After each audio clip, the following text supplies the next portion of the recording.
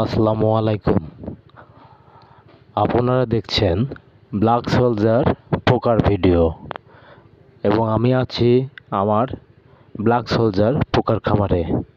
আপনারা অনেকেই জানতে চেয়েছেন কোয়ালিটি সম্পন্ন ব্ল্যাক সোলজারের মাদার পোকা আমার কাছে আছে কিনা।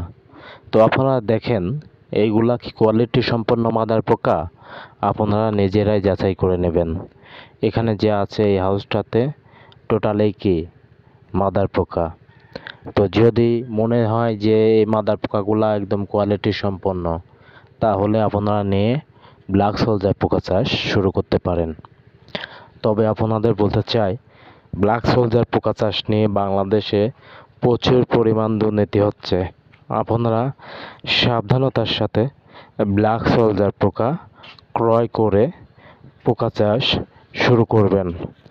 হয়তো এমন হতে পারে অতি সহজে মিষ্টি মিষ্টি কথা বলে আপনাদের কি করবে, ছলনাময় কথা বলবে আর আপনাদের ব্ল্যাক সোলজার পোকা দিবে এবং ওই ব্ল্যাক সোলজার পোকা দিয়ে আপনারা পরবর্তীতে কি ব্ল্যাক সোলজার পোকা চাষ করতে পারবেন না।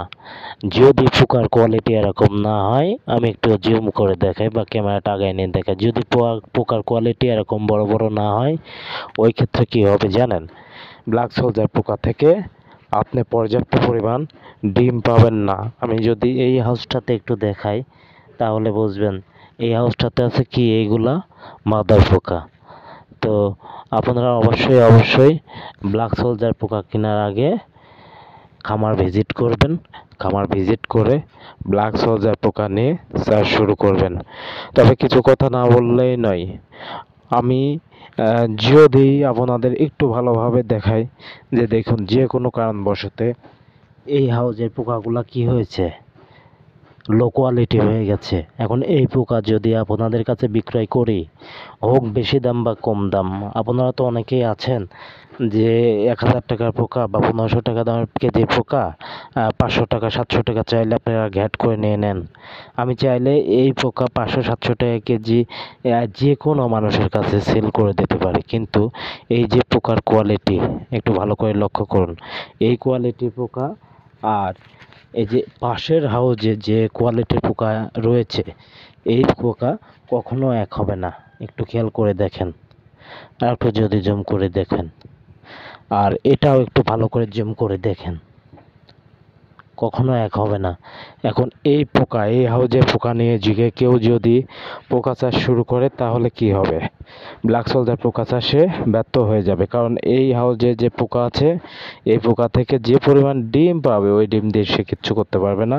আশা করা যায় ডিম পাবে কিনা সন্দেহ আছে। আপনারা এই হাউসটাতে যে পোকাগুলা দেখতে পাচ্ছেন, এই পোকাগুলা হচ্ছে ব্ল্যাক সোলজার পোকার কি লার্ভা।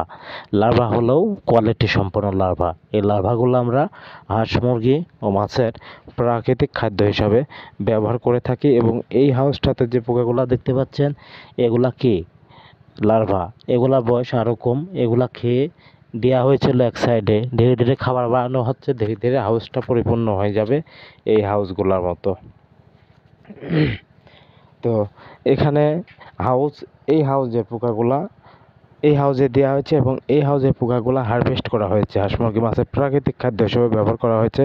তো আপনারা এই হাউজের পোকা দেখুন কোয়ালিটি কেমন। এটা কিন্তু এখানে জাস্ট 2 গামলা ঢালা হয়েছে, হয়তো 20 কেজি। এটা কি হবে, আস্তে আস্তে ছড়ায় যাবে ইনশাল্লাহ।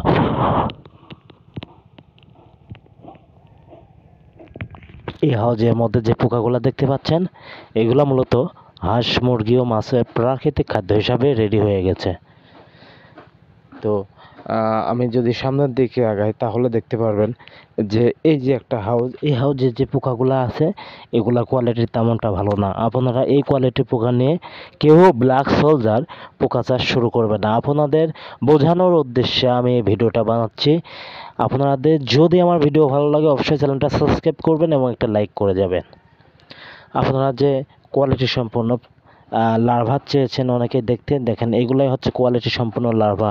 হাঁস মুরগি মাছের প্রাকৃতিক খাদ্য হিসাবে এই লার্ভাগুলো ব্যবহার করা যাবে এবং আপনারা যদি খাবার হিসাবে কি ব্যবহার করে দেখতে চান তাহলে দেখেন যে এই যে খাবার হিসাবে হোটেল ওয়েস্ট, সবজি, মুরগির লিটার, গরুর গোবর, বিভিন্ন জিনিস কি করা হয়, ব্যবহার করা হয়। আমি যদি একটা হাতে নিয়ে আপনাদের দেখাই, তাহলে আপনারা বুঝতে পারবেন যে কি পরিমাণে খাবার খায় এই ব্ল্যাক সোলজার পোকা। দেখেন, হয়তো এদিকটা অতটা ক্লিয়ার না, এই জন্য বোঝা যাচ্ছে না, এবার বোঝা যাবে।